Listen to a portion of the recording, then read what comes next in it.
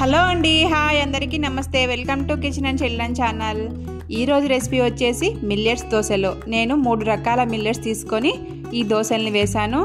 ఈ మిల్లెట్స్ని తీసుకోవడం వల్ల మన శరీరంలో బలానికి, రక్తంలో రక్తహీనతకి చాలా హెల్ప్ చేస్తాయండి. అంతేకాక డయాబెటీస్లో ఉన్నవాళ్ళు, వెయిట్ లాస్లో ఉన్నవాళ్ళు చాలా హెల్తీగా తినొచ్చు. అలాగనే వెయిట్ లాస్లో ఉన్న వాళ్ళనే కాదు, ఇంట్లో అందరూ కూడా ఈ మిల్లెట్స్ దోశలను హెల్తీగా తినొచ్చు. నేను ఈ మిల్లెట్స్ దోశలకి 3 రకాల మిల్లెట్స్ తీసుకున్నాను. అందులో ఒకటి జొన్నలు, ఇంకొకటి సజ్జలు, ఇంకొకటి సామలు. ఇలా 3 రకాల మిల్లెట్స్ తీసుకొని మనం నార్మల్ దోశలాగానే ఈ దోశల్ని వేసుకోవచ్చు. అందులో 1 టేబుల్ స్పూన్ మెంతులు, కొంచెం 2 టేబుల్ స్పూన్ల శనగపప్పును కూడా వేసుకోవాలి. 1 గ్లాస్ జొన్నలు, 1 గ్లాస్ సజ్జలు, 1 గ్లాస్ సామలు. ఇలా 1 టేబుల్ స్పూన్ మెంతులు, 2 టేబుల్ స్పూన్ల పచ్చిశనగపప్పు. వీటన్నింటినీ బాగా వాష్ చేసుకున్న తర్వాత 1/4 గ్లాస్ మినపప్పును వేసుకొని వీటిని కూడా బాగా వాష్ చేసుకోవాలి. నేను ఇక్కడ పొట్టు మినపప్పును తీసుకున్నాను. మీ దగ్గర పొట్టు మినపప్పు లేకుంటే నార్మల్ పప్పునైనా కూడా తీసుకోవచ్చు. వాటిని కూడా వాష్ చేసుకొని వాటిల్లో వాటర్ వేసుకొని 8 గంటల పాటు నానబెట్టుకోవాలి. 8 గంటలు లేకుంటే 6 గంటల పాటు నానబెట్టుకోవాలి.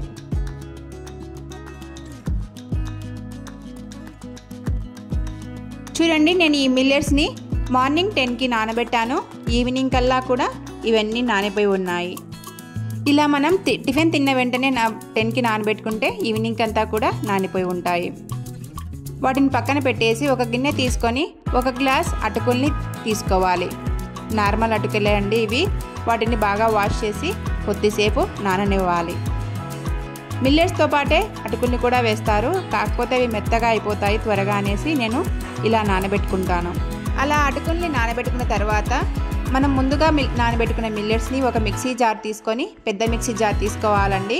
పెద్ద మిక్సీ జార్ తీసుకొని అందులో ఈ మిల్లెట్స్ని వేసి కొద్దిగా వాటర్ వేసి అవి మునిగే వరకు మనం మెత్తగా గ్రైండ్ చేసుకోవాలి.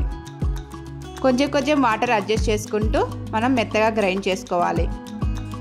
చూడండి, ఇప్పుడు దోశ బ్యాటర్ లాగా మెత్తగా గ్రైండ్ చేసుకున్నాం. అంత గట్టిగా కాకుండా అంత లూజ్గా కాకుండా మీడియంగా మనం ఈ మిల్లెట్స్ని మిక్సీ పట్టుకోవాలి. తర్వాత మనం ముందుగా నానబెట్టుకున్న అటుకుల్ని కూడా వేసుకొని మిక్సీ పట్టుకోవాలి. ముందే వేసుకోవచ్చండి, నేను కొద్దిసేపు నానాలనేసి అలాగనే పెట్టేసి మళ్ళీ ఇప్పుడు కలుపుతున్నాను. చూడండి, వాటిని కూడా కలిపేసి ఇప్పుడు ఆ మిక్సీ జార్లోనే మళ్ళీ వీటిని వేసేసి వాటర్ని వేసుకొని వాటర్ అడ్జస్ట్ చేసుకుంటూ దోశ బ్యాటర్ లాగా మనం వీటిని కూడా మిక్సీ పట్టుకోవాలి. వాటర్ మునిగే వరకు వేసుకోవాలండి. తక్కువ వేసుకుంటే మిల్లెట్స్ అనేవి పడవన్నమాట. చూడండి, ఇవి కూడా వీటిని కూడా మిక్సీ చేసేసాను. ఇలా అందరినీ మిక్సీ పట్టుకున్నాను. చూడండి, నాకు దోశ బ్యాటర్ అనేది ఇలా వచ్చింది. ఇప్పుడు అంతా ఒకసారి బాగా కలుపుకోవాలి.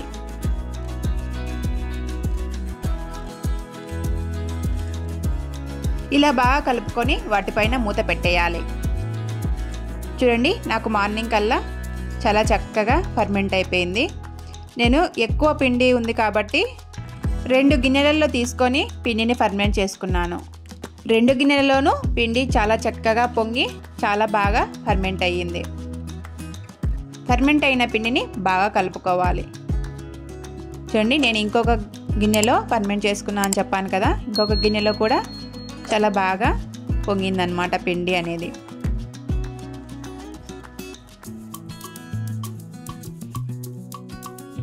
ఇలా 2 పిండిల్ని బాగా కలుపుకొని ఒక పిండి గిన్నెను ఫ్రిడ్జ్లో పెట్టేసుకున్నాను. ఇంకొక పిండి గిన్నెను వాటిలో కొద్దిగా సాల్ట్ని వేసుకోవాలి. మన రుచికి తగినట్టుగా సాల్ట్ని వేసుకొని బాగా కలుపుకోవాలి. ఇప్పుడు మనకు దోశ బ్యాటర్ రెడీ అయిపోయింది. చాలా సింపుల్గా, చాలా ఈజీగా నార్మల్ దోశలాగా వేసుకోవచ్చండి. చూడండి, పక్కన పెట్టేసుకున్నాం. వీటిలోకి ఇప్పుడు మనం చట్నీని రెడీ చేసుకుందాం. ఈ చట్నీ కోసం ముందుగా మిక్సీ జార్ తీసుకొని అందులో 1 గుప్పెడు కొబ్బరి ముక్కల్ని, 2 గుప్పెళ్ళ పుట్నాల పప్పును వేసుకొని మెత్తగా గ్రైండ్ చేసుకోవాలి.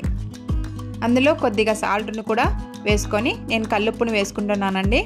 సాల్ట్ని కూడా వేసుకొని మెత్తగా గ్రైండ్ చేసుకోవాలి. చూడండి ఇలా మెత్తగా గ్రైండ్ చేసుకున్న తర్వాత 2 ఆనియన్ను ఇలా సన్న ముక్కలుగా కట్ చేసుకోవాలి. మీ రుచికి తగినట్టుగా పచ్చిమిర్చిని కూడా వేసుకోవాలి.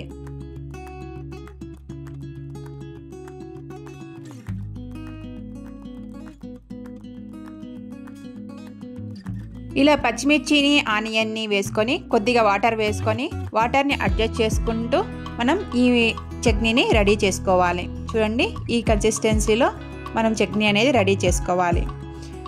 స్టవ్ ఆన్ చేసి స్టవ్ మీద గిన్నె పెట్టి గిన్నెలో 2 టేబుల్ స్పూన్ ఆయిల్ వేసుకోవాలి. ఆయిల్ వేడయ్యాక 1 టేబుల్ స్పూన్ ఆవాలు, 1 టేబుల్ స్పూన్ పచ్చిశనగపప్పు, 1 టేబుల్ స్పూన్ మినపప్పును వేసుకొని బాగా కలుపుకోవాలి. అందులోనే 2 ఒట్టిమిరపకాయలను ఇలా తుప్పి వేసుకోవాలి. వీటన్నింటినీ బాగా వేయించుకోవాలి.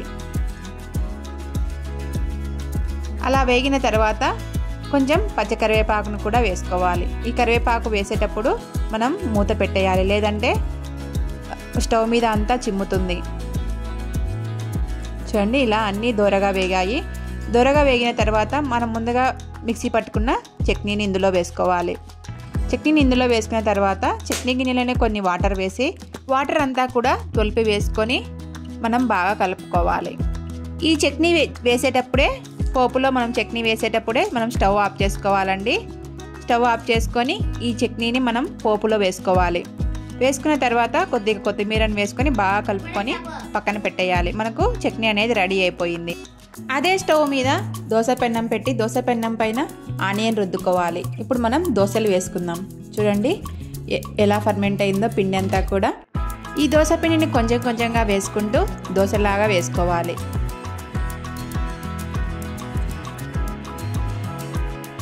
చూడండి నార్మల్ దోశలాగానే ఉన్నాయి కదండి. నార్మల్ దోశలాగానే పతలాగా వచ్చాయి. కొద్దిగా ఆయిల్ వేసుకోవాలి.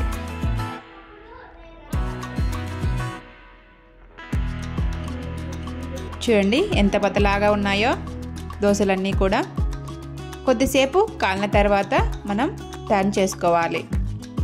చూడండి ఎంత బాగా కాలిందో దోశ అంతా కూడా. నార్మల్ దోశలాగానే మెత్తగా క్రిస్పీగా వస్తాయండి.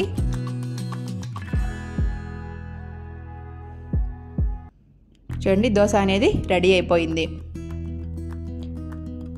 ఇంకొక దోశ వేసి చూపిస్తున్నా చూడండి. First onion రుద్దుకోవాలి. ఆనియన్ తర్వాత దోశ బ్యాటర్ వేసుకొని దోశలాగా చేసుకోవాలి. నార్మల్ దోశలు ఎలా ఉన్నాయో అలానే ఉంటాయండి అచ్చం. ఒక్కసారి ట్రై చేయండి. మీ ఇంట్లో వాళ్ళకి నచ్చుతుంది, మీకు కూడా నచ్చుతుంది, మీ పిల్లలు కూడా ఇష్టంగా తింటారు. ఎప్పుడు బియ్యం దోశలే కాకుండా అప్పుడప్పుడు ఇలా మిల్లెట్స్ దోశను కూడా పిల్లలకి అలవాటు చేయాలి. కాబట్టి మనం ఇలా మిల్లెట్స్ని తీసుకొని ఏవైనా కూడా ఇలా 3 రకాల మిల్లెట్స్ తీసుకొని ఇలా దోశల్ని వేసుకోవచ్చు. చూడండి దోశలన్నీ కూడా రెడీ అయిపోయినాయి. వాటిలోకి పుట్నాల చట్నీని కూడా రెడీ చేశాను. వేడి వేడి దోశలు పుట్నాల చట్నీ. చూడండి నార్మల్ దోశలాగానే ఉన్నాయి. ఎంత మెత్తగా ఉన్నాయో చూడండి. పండ్లు లేని వాళ్ళు కూడా ఈ మిల్లెట్స్ దోశలను ఈజీగా తినేయచ్చు. ఈ వీడియో మీకు నచ్చినట్లయితే లైక్, షేర్, సబ్స్క్రైబ్ చేసుకొని మా ఛానల్ని ఆదరించండి. ఇలా మంచి మంచి వీడియోస్ మీకు అందిస్తాను.